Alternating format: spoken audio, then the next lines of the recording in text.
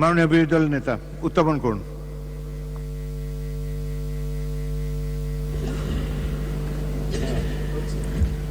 ধন্যবাদ মাননীয় স্পিকার, আমাকে সুযোগ করে দেওয়ার জন্য। আমি সময়ের বাধ্যবাধকতার কারণে এই বিষয়টি মহান এই সংসদে উত্থাপন করতে যাচ্ছি। জুলাই গণ অভ্যুত্থানের প্রেক্ষাপটে গঠিত এই সংসদ স্বাভাবিকভাবে তার নির্বাচনী প্রক্রিয়া আসেনি। এটি একটি প্রেসিডেন্সিয়াল অর্ডারের মাধ্যমে এসেছে। এই অর্ডারটি জারি করা হয়েছে 13 নভেম্বর 2025। এই অর্ডার অনুযায়ী এখানে 15টা নির্দেশিকা আছে। এর মধ্যে 3 থেকে 15 এই বিষয়গুলো হচ্ছে জুলাই সনদ এবং গণভোটের সাথে সম্পর্কিত। 10 নম্বর এই অর্ডারের 10 নম্বর বিষয়টা উল্লেখ করা হয়েছে পরিষদের অধিবেশন আহ্বান, কোরাম, ভোটদান ইত্যাদি সংসদ নির্বাচনের ফল ঘোষিত হওয়ার 30 পঞ্জিকা দিবসের মধ্যে যে পদ্ধতিতে জাতীয় সংসদের প্রথম অধিবেশন আহ্বান করা হইবে, অনুরূপ পদ্ধতিতে পরিষদের প্রথম অধিবেশন আহ্বান করা হইবে। আমার বিষয়টা এখানেই কনসার্নের।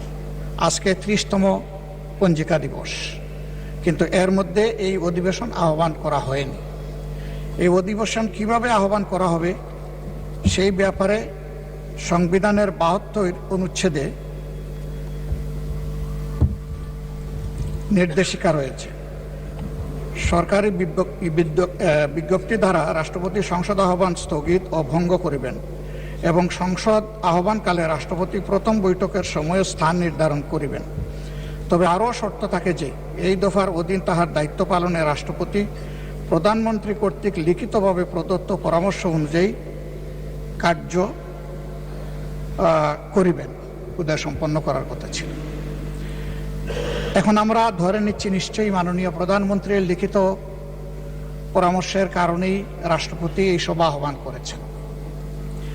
এবং এইখানে বাকি যে অর্ডারগুলো আছে সেই জায়গায় পরিষ্কার বলা হয়েছে যে পদ্ধতিতে সংসদের প্রথম অধিবেশন আহ্বান করা হবে ঠিক একই পদ্ধতিতে সংবিধান সংস্কার পরিষদেরও সভা আহ্বান করা হবে। 2টা বুথে যারা নির্বাচিত হবেন তাদের ব্যাপারে এখানে আমি আগেই উল্লেখ করেছি 3 থেকে 15 পর্যন্ত বিস্তারিত তাদের দায়িত্ব এবং অধিকার সম্পর্কে কথা বলা হয়েছে।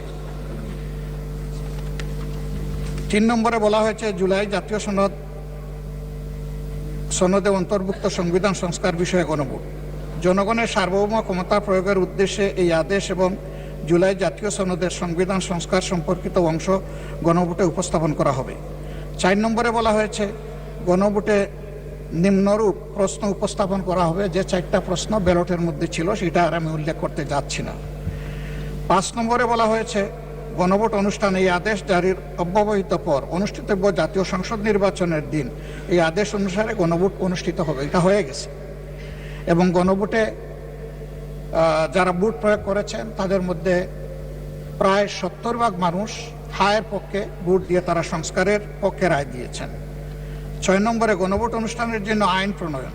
গণভোট অনুষ্ঠানের লক্ষ্যে নির্বাচন কমিশন কর্তৃক প্রয়োজনীয় ব্যবস্থা গ্রহণের উদ্দেশ্যে যথোপযুক্ত আইন প্রণয়ন করা হবে। এটাও হয়ে গেছে।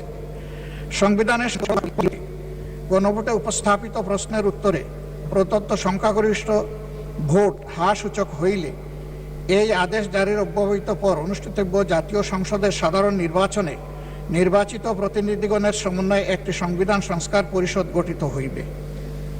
মাননীয় স্পিকার, এটি হয়নি এবং এর সময়সীমা আজকে শেষ। যাহা সংবিধান সংস্কার বিষয়ে সকল ক্ষমতা প্রয়োগ করিতে পারিবে। খ, উক্ত নির্বাচনে নির্বাচিত প্রতিনিধিগণ একসাথে জাতীয় সংসদের সদস্য হিসাবে এবং এই আদেশ অনুসারে সংবিধান সংস্কার পরিষদের সদস্য হিসাবে দায়িত্ব পালন করিবেন। এই সুযোগ আমরা পেতে চাই। পরিষদ উহার প্রথম অধিবেশন শুরুর তারিখ হইতে 180 কার্য দিবসের মধ্যে জুলাই জাতীয় সনদ এবং গণভোটের ফলাফল অনুসারে সংবিধান সংস্কার সম্পন্ন করিবে এবং তা সম্পন্ন করিবার পর পরিষদের কার্যক্রম সমাপ্ত হইবে। শুরুই হোক আগে, তারপরে সমাপ্ত। পরিষদের কর্মধারায় অংশগ্রহণের সময় নির্বাচিত প্রতিনিধিগণ পরিষদ সদস্য হিসাবে অভিহিত হইবেন। মানে দুইটা ক্যাপাসিটিতে আমরা এখানে নির্বাচিত হয়েছি, দুইটা বুথের মাধ্যমে, আলাদা আলাদা বুথ। এই আদেশের উদ্দেশ্য পূরণকল্পে পরিষদ ইহার অধিবেশন আহ্বান ও মুলতবি, সংবিধান সংস্কার বিষয়ক প্রস্তাব উত্থাপনের পদ্ধতি, উক্ত প্রস্তাব বিবেচনা ও গ্রহণ এবং অন্য সকল বিষয়ে কার্যপ্রণালী নির্ধারণ করিবে। জাতীয় সংসদ সচিবালয় পরিষদকে সাচিবিক সহায়তা প্রদান করিবেন। শপথ এবং শপথ পাঠ পরিচালনা। নির্বাচিত প্রতিনিধিগণ সংসদ সদস্য হিসাবে শপথ গ্রহণের পর একই শপথ অনুষ্ঠানে এই আদেশের তফসিলে বর্ণিত এক অনুযায়ী পরিষদ সদস্য হিসাবে শপথ গ্রহণ করিবেন এবং অনুরূপ শপথ পত্রে স্বাক্ষর দান করিবেন। আমরা সকল বিরোধী দলীয় সদস্য ৭৭ জন আমরা এটা গ্রহণ করেছি এবং স্বাক্ষর প্রদান করেছি।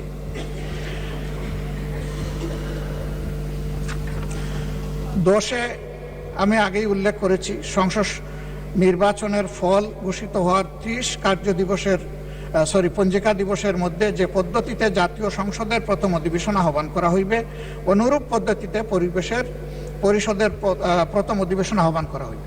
ধন্যবাদ মাননীয় বিরোধী দল নেতা, আপনার কথা আমরা বুঝতে পেরেছি। জি, এখন আমি ট্রেজারি বেঞ্চ থেকে এই সম্পর্কে বক্তব্য আশা করছি। ধন্যবাদ মাননীয় স্বরাষ্ট্রমন্ত্রী। মাননীয় স্পিকার, আপনাকে ধন্যবাদ। আপনি প্রথমত আমি প্রশ্ন রাখব, মাননীয় বিরোধী দলীয় নেতাকে কোন বিধিতে এই সময় বিফোর 71 অ্যালাউ করেছেন? This is my point of order. Second হচ্ছে, যদি জরুরি জনগুরুত্বপূর্ণ বিষয়ে কোনো মুলতবি প্রস্তাব আনতে হয়, সেটার জন্য বিধি আছে, সেই বিধিতে কোনো নোটিশ তিনি দিয়েছেন কিনা রুলস অফ প্রসিডিউর 62 অনুসারে। তৃতীয় প্রশ্ন হচ্ছে, যদি জরুরি জনগুরুত্বপূর্ণ বিষয়ে কোনো সংক্ষিপ্ত আলোচনা করতে হয়, সেই বিষয়ে বিধি 68 অনুসারে কোনো নোটিশ দিয়েছেন কিনা। এটা হচ্ছে আপনার প্রতি আমার প্রশ্ন। তারপরেও যেহেতু আপনি এলাও করেছেন, মাননীয় বিরোধী দলীয় নেতা যেহেতু কিছু প্রশ্ন উত্থাপন করেছে, জাতির উদ্দেশ্যে কিছু কথা বলতে হয়, না হলে পরিষ্কার হবে না। তিনি পুরো জুলাই জাতীয় সনদ সংবিধান সংস্কার বাস্তবায়ন আদেশ 2025 টপ টু বটম পড়েছেন, এ টু জেড। এটা আদেশ নম্বর 1/2025, 13 নভেম্বর। আমি হাউসের বাইরে বিভিন্ন জায়গায় আলোচনায় বলেছিলাম, রাষ্ট্রপতি অধ্যাদেশ জারি করতে পারেন যখন হাউস সেশনে থাকে না, আর্টিকেল 93 অনুসারে।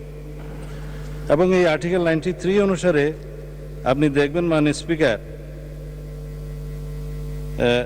ক্লজ কতে 93(1) ক্লজ ক লেখা আছে, সংবিধানের ধারা পরিবর্তন হবে বা সংবিধান পরিবর্তন হবে, এরকম কোনো বিষয় অধ্যাদেশের মাধ্যমে আসতে পারে না, সেটা জায়েজ নাই। রাষ্ট্রপতি অধ্যাদেশও সেটা সংবিধান পরিবর্তনের কোনো বিধান করতে পারেন না। কিন্তু এই যে আদেশ, এই আদেশটা না অধ্যাদেশ না আইন, মাঝামাঝি কি জিনিস, সেজন্য আমি বলেছিলাম এটা হয়তো নিউট্রাল জেন্ডার হতে পারে।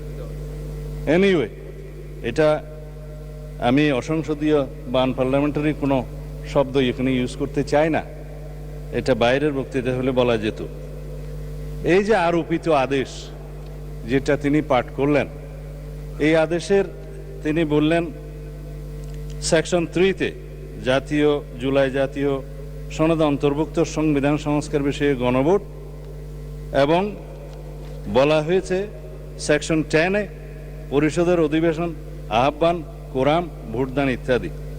অর্থাৎ এটা সংবিধান সংস্কার পরিষদের সদস্য হিসেবে তারা অসাংবিধানিকভাবে শপথ নিয়েছেন বটে, সেই পরিষদের আহ্বানের জন্য তিনি রাষ্ট্রপতির আর্টিকেল 72 অনুসারে কনস্টিটিউশনের অধিবেশন আহ্বানের ঘোষণা চাচ্ছেন।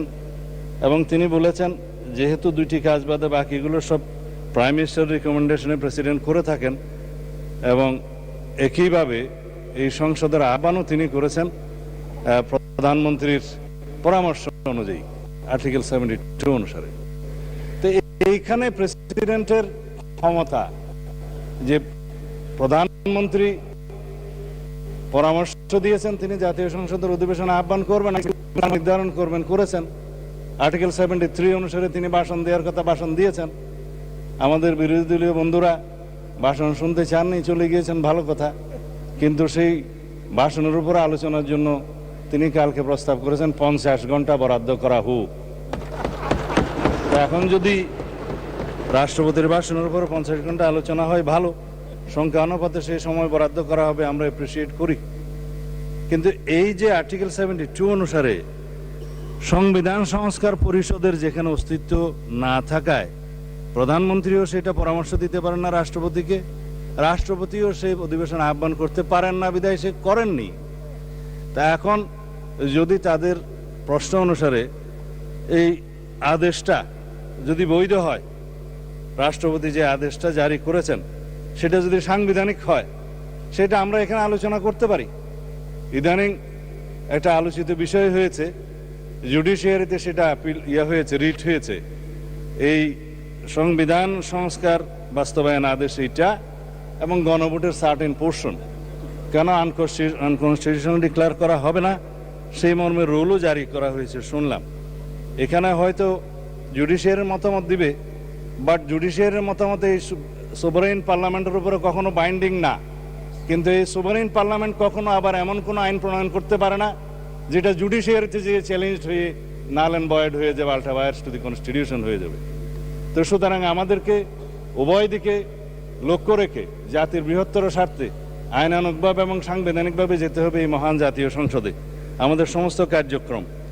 এখন যদি বলা হয় যে গণভোটের রায় বাস্তবায়নের জন্য সংবিধান সংস্কার পরিষদ গঠন করতে হবে, মানলাম আমরা নির্বাচিত হয়েছি সাংবিধানিক ভোটে। নির্বাচন কমিশনের দুইটাই এখতিয়ার, একটা হচ্ছে জাতীয় সংসদের নির্বাচন অনুষ্ঠান করা, আর একটা হচ্ছে রাষ্ট্রপতির নির্বাচন অনুষ্ঠান করা। এটা হচ্ছে কনস্টিটিউশনাল ম্যান্ডেট, যেটা নির্বাচন কমিশন পালন করতে বাধ্য। কিন্তু আরেকটা আইন হয়েছে গণভোটের জন্য, এটা আমরাও প্রস্তাব করেছিলাম, যেহেতু আইনি ভিত্তি চেয়েছেন সবাই জুলাই জাতীয় সনদের, যে জনগণ কি বলে আমরা দেখি।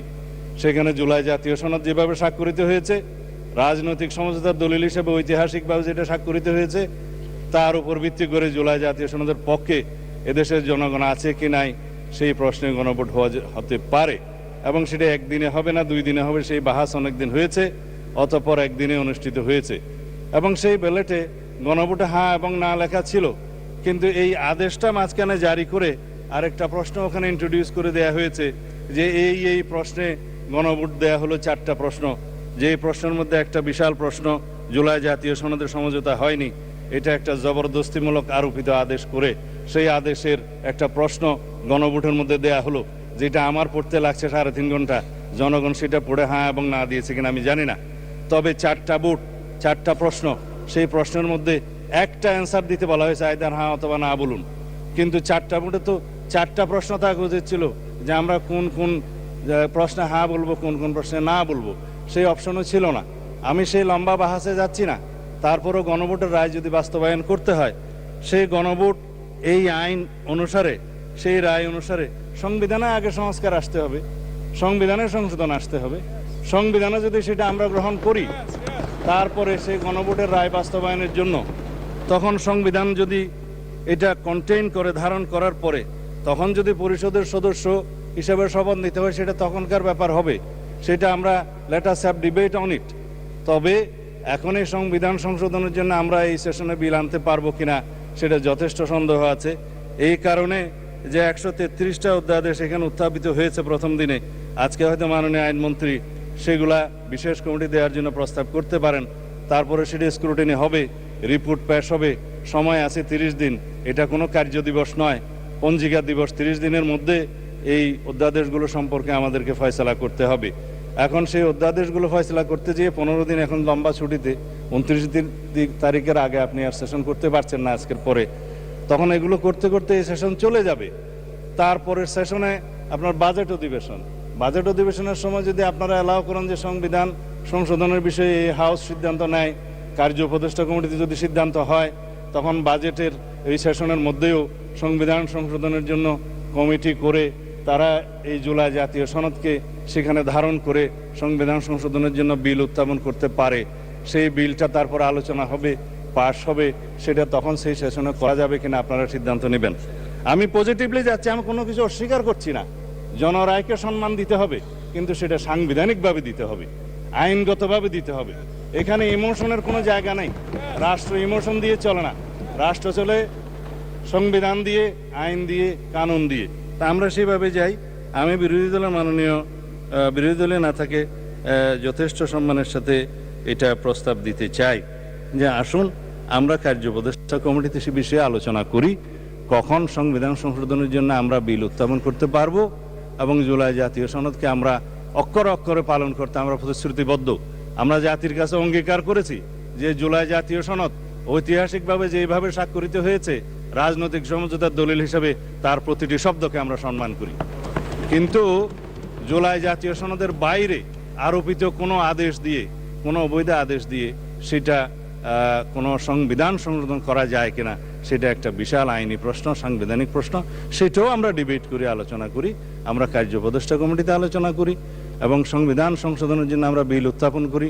সেই বিল আমরা সমঝোতার ভিত্তিতে এই মহান হাউসে গ্রহণ করি। তারপরে এই সংবিধান অনুসারে রাষ্ট্র পরিচালিত হবে এবং ইনশাআল্লাহ আমরা সংবিধান মেনেই এই পর্যন্ত এসেছি এবং সংবিধান মেনে চলবো। সামনের দিনগুলোতে আমরা সাংবিধানিকভাবে এই রাষ্ট্রকে এগিয়ে নিয়ে যাব। ধন্যবাদ মাননীয় স্পিকার।